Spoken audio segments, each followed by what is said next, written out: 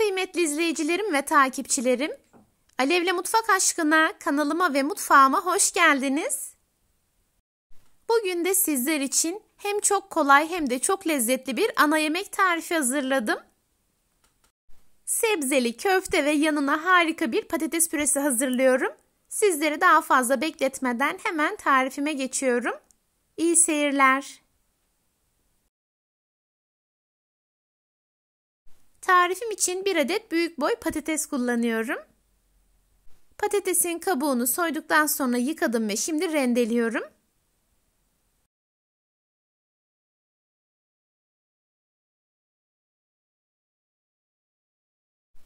Patatesin tamamını rendeleyerek hazırladıktan sonra suyunu sıkıyorum. Genişçe bir kaseye alıyorum.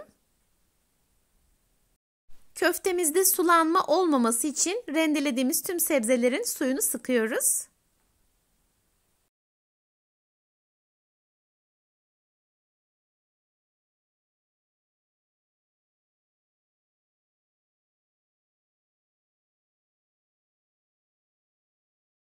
Tarifim için 2 adet de havuç kullanıyorum. Aynı şekilde havucun da kabuğunu soyarak yıkadıktan sonra rendeliyorum.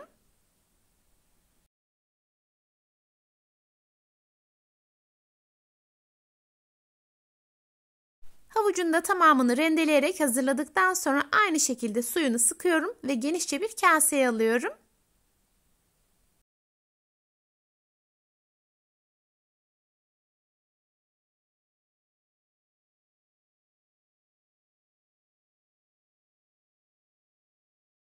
Tarifim için 1 adet büyük boy kuru soğan kullanıyorum. Soğanın da kabuğunu soyduktan sonra rendeliyorum.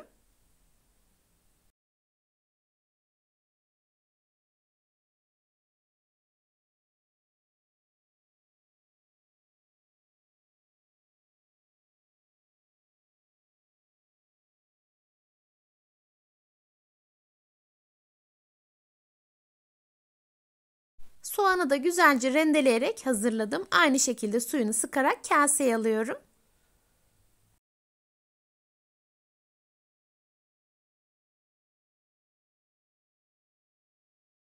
Tarifim için 1 adet de kapya biber kullanıyorum. Biberi güzelce yıkadıktan sonra çekirdek ve sap kısmını ayıklıyorum.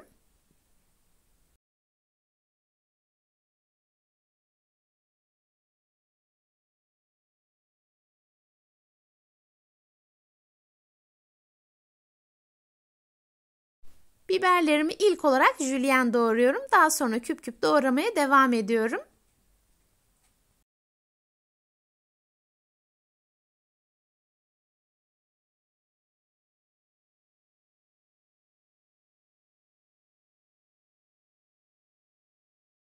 Biberlerimin tamamını doğrayıp hazırladıktan sonra kaseye aktarıyorum.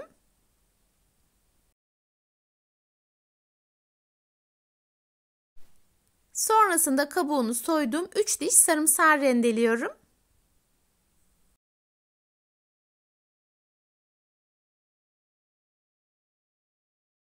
Daha sonra içerisine 1 kilo orta yağlı kıymayı ekliyorum. Ben kıymamı tek çekim kullanıyorum. Onu da hemen belirtmek istiyorum. Sonrasında içerisine 2 adet yumurta ekliyorum. 2 tatlı kaşığı tuz, 1 tatlı kaşığı pul biber, 1 tatlı kaşığı kırmızı toz biber ve 1 çay kaşığı karabiber ekliyorum. Sizler baharat miktarını kendi damak zevkinize göre ayarlayabilirsiniz. Köftem için gerekli bütün malzemeleri yoğurma kabına aldım ve yaklaşık 2-3 dakika boyunca homojen bir karışım elde edinceye kadar yoğuruyorum. Bu arada tarifimde kullandığım tüm malzemeleri videonun altındaki açıklama kısmına ölçüleriyle birlikte ekliyor olacağım. Oradan da bakıp faydalanabilirsiniz.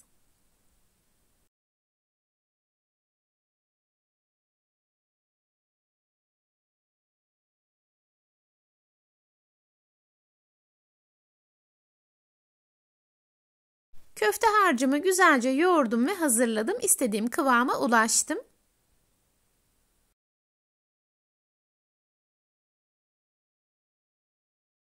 Şimdi hazırladığım köfte harcını 12 eşit parçaya böleceğim. Bunun için mutfak terazisi kullanıyorum. Şayet evinizde mutfak terazisi yoksa göz kararı da yapabilirsiniz. Ortalama 140 gram olacak şekilde köfte harcımı hazırlıyorum. Ayrı bir kaseye de su koydum. Köfteme şekil verirken arada bir elimi güzelce ıslatıyorum ki köfte elime yapışmasın. Bir yandan da fırınımı 180 derece alt üst fanlayara açarak ısıtıyorum. Köftelerimi hazırladıktan sonra sıcak fırına koyarak pişireceğim. Köftelerim fırında pişerken diğer bir taraftan da patates püremizi hazırlayacağız. Köfte harcımı elimle iyice sıkıştırdıktan sonra şekil veriyorum ve fırın kağıdı serdiğim tepsiye koyuyorum. Köftemize her şekil verme işleminde elimizi bolca ıslatalım ki şekli düzgün olsun.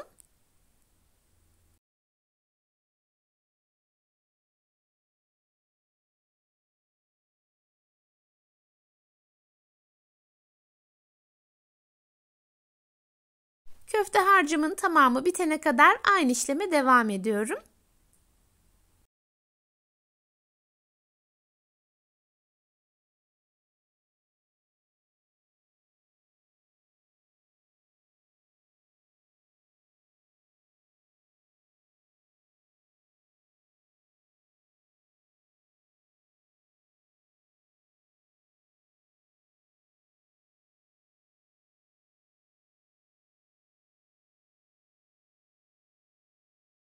Köftelerimin tamamını hazırlayarak tepsiye dizdim. Şimdi üzerine şekil vereceğiz. Bunun için bir kaşık kullanıyoruz.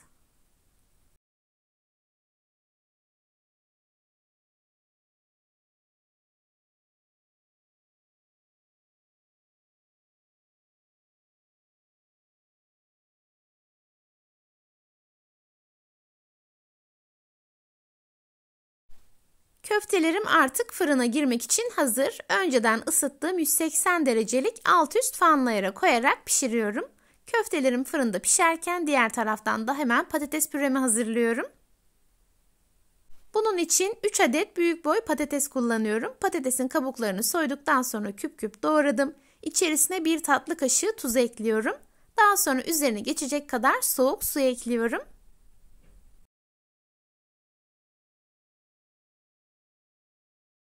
Patatesler kaynamaya başladıktan sonra tencerenin altını kısık ateşe getiriyorum. Yaklaşık 15 dakika boyunca pişmeye bırakıyorum. Patatesler bir tarafta haşlanırken diğer taraftan da köftelerimi çeviriyorum. Böylelikle köftelerimizin her iki yüzü de güzelce kızarıyor. Köftelerin kokusunu tarif etmem gerçekten imkansız. O yüzden bu lezzetli tarifimi mutlaka denemelisiniz. Eminim sizler de çok beğeneceksiniz.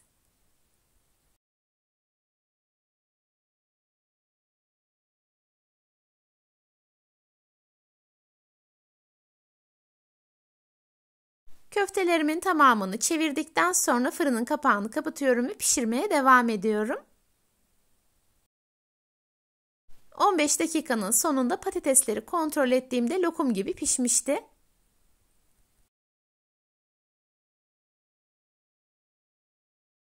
Pişen patatesleri hemen süzerek ayrı bir tencereye alıyorum.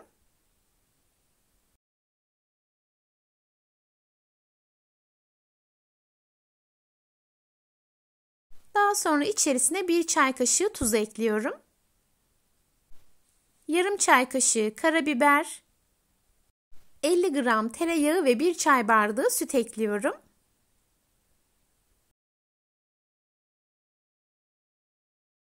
Son olarak tencerenin altını kısık ateşe getiriyorum ve ezici yardımıyla püre haline getiriyorum. Patates pürem için gerekli bütün malzemeleri tencereye koydum. Şimdi iyice eziyorum.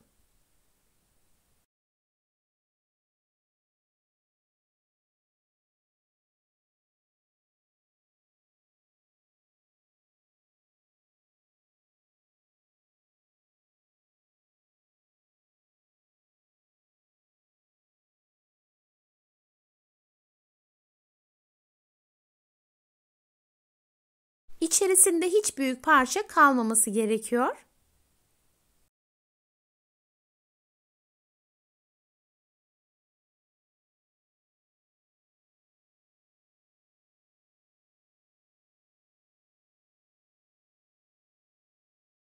İyice püre haline getirdikten sonra eziciyi içerisinden çıkartıyorum. Spatula ile arada bir karıştırarak püremi biraz pişiriyorum.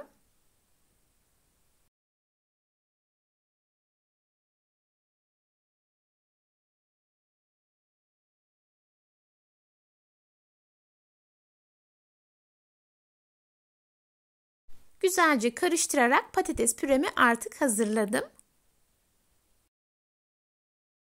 Bu süre zarfında köftelerim de güzelce kızardı.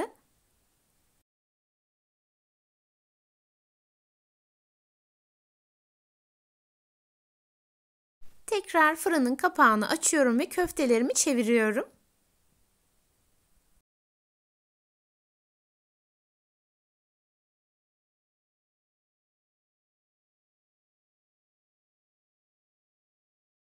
Tamamını çevirip hazırladıktan sonra son olarak fırının kapağını kapatarak bir 5 dakika bekletiyorum.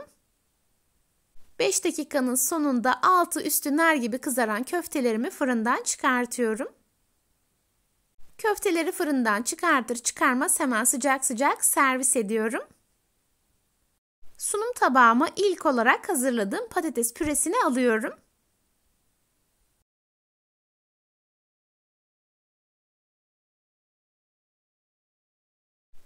Daha sonra hazırladığım köfteleri koyuyorum. Tamamen isteğe bağlı olacak şekilde son olarak hazırladığım salatayı koyuyorum. Sizler de akşam yemeği için farklı bir lezzet arıyorsanız bu güzel tarifimi mutlaka deneyin diyorum. Nar gibi kızaran ve içi çok güzel bir şekilde pişen köftelerim artık servis için hazır. Bu lezzetli tarifimi yapıp deneyecek olan herkese şimdiden afiyet olsun. Sizler tarifimin son halini izlerken ben de sizlere veda etmiş olayım. Bugün yine çok güzel bir tarifimin sonuna geldim. Beni izlediğiniz için hepinize çok teşekkür ederim. Videomu beğendiyseniz beğenmeyi, hala kanalıma abone değilseniz bana destek olmak için abone olmayı ve yeni videolarımdan anında haberdar olmak için bildirim zilini açmayı unutmayın lütfen. O değerli ve güzel yorumlarınızı her zaman bekliyorum. Videolarımı görmesini istediğiniz arkadaşlarınızla ve sevdiklerinizle paylaşabilirsiniz. Tarifimi yapıp deneyecek olan herkese şimdiden afiyet olsun. Başka tariflerde ve başka lezzetlerde buluşmak ümidiyle kendinize çok iyi bakın. Hoşça kalın. Allah'a emanet olun.